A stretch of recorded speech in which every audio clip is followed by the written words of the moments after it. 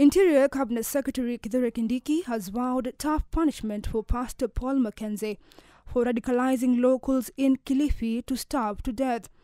By today afternoon, 89 bodies had been exhumed from shallow graves deep inside Shakahola Forest on the land said to be owned by the pastor who is in custody.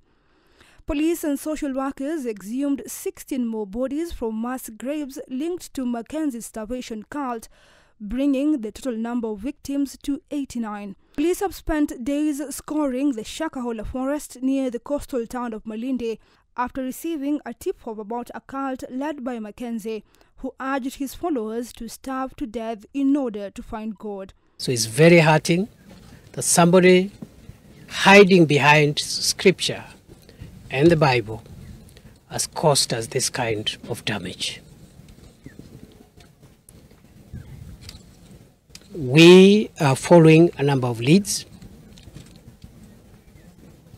and I want to assure the people of Kenya and the world that we will do whatever it takes to get to the bottom of this matter and establish the truth.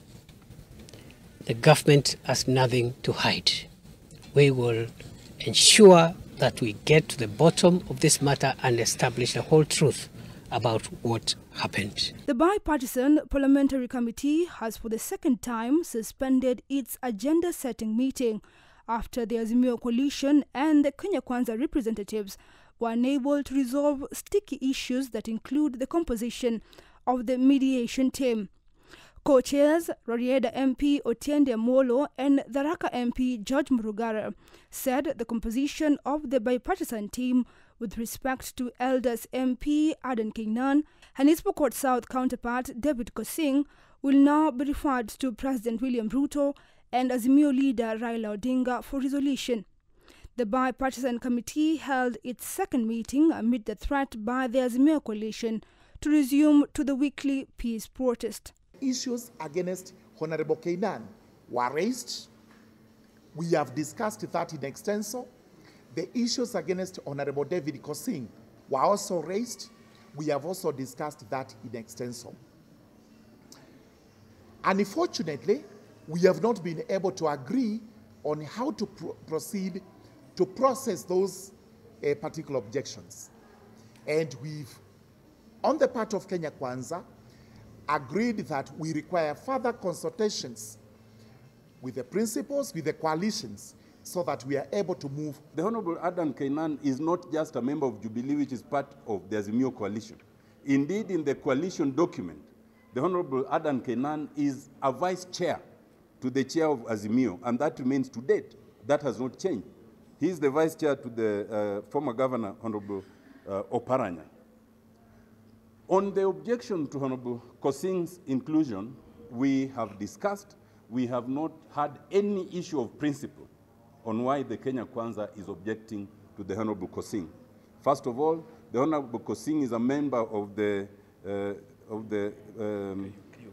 KUP party, which signed a pre-election agreement with Azimio and remains part of Azimio. To date, there has not been any agreement or any attempt to withdraw from Azimio. The High Court has given former Interior Cabinet Secretary Fred Matiang'i, the Director of Criminal Investigation and the Director of Public Prosecution 7 days to file a consent and withdraw charges over his alleged home raid. Justice Kanyi Kimondo issued the directions after the DPP told the court that there were instructions for the file to be closed. In March this year, the DPP dropped all charges against Matiang'i and his lawyer Dastan Umare, and further directed the DCI to close the inquiry file with no further police action. US President Joe Biden has announced he will run for re-election in 2024, setting the stage for a potential rematch with Donald Trump.